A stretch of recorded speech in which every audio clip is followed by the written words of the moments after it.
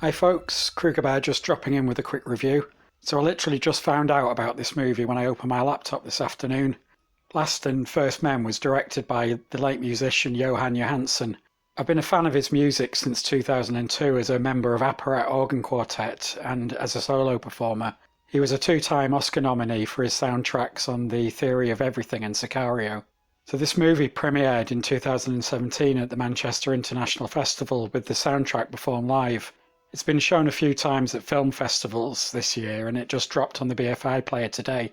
Based on a story by Olaf Stapledon, Tilda Swinton stars as a descendant of humanity 2 billion years in the future. Humans have become effectively immortal, but a cosmic event is going to wipe them all out. As one of the last survivors, Tilda Swinton's unnamed character gives an account of how humans have evolved since our time and how they are facing their inevitable extinction. This isn't a conventional movie by any means. Tilda Swinton is the only character and she's never seen on screen. The accompanying visuals are of monuments erected in the former Yugoslavia. The world of today stands in for the future in a way that is reminiscent of Jean-Luc Godard's Alphaville. The monuments were commissioned to commemorate World War II battle sites. What makes them outstanding is their location. These aren't situated in any tourist trap, but out in the back of beyond.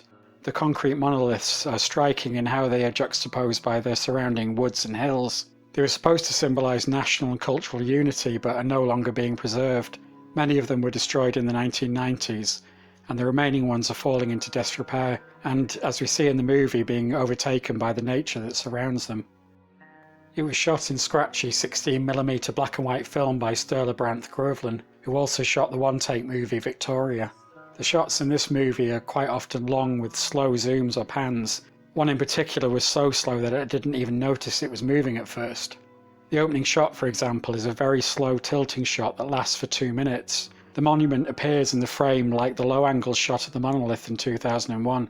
As it tilts up, it forms a coffin shape, and then in the final reveal, I don't know what I'm looking at. And get used to that feeling, because few of the shots show the monuments in full. Details are picked out, so you're never quite sure what you're seeing, or what the scale is. The narrator describes buildings in the future that reach up through the atmosphere, and some of these monuments are shot in such a way that they appear much more massive than they really are, and yet at other times they look lost in the landscape. The narration is slow and deliberative as well, but in such a way that invites you to contemplate what's being described. I could understand if some people get bored and frustrated by the movie.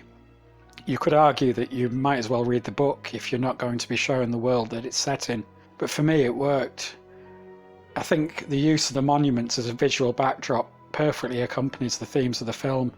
The music is stunning and you get the story read to you by Tilda Swinton, who would give a great performance if she was reading from the phone book. It's only 71 minutes long. I became so immersed though that by the time it finished I thought only half that time had passed. I think you'll know by the way I've described it if it's the kind of movie you'll enjoy or find frustrating. I was reminded of Darren Aronofsky's The Fountain by the emotional response I had to the movie. If sci-fi like The Fountain or Under the Skin is your bag, then you might get a kick out of this movie. Well, I think that's a wrap. Link to the movie below. It only appears to be on the BFI Player at the moment. I don't know when it'll get a wider release. Stay tuned for my next Ju-On review, which will be dropping in the next few days.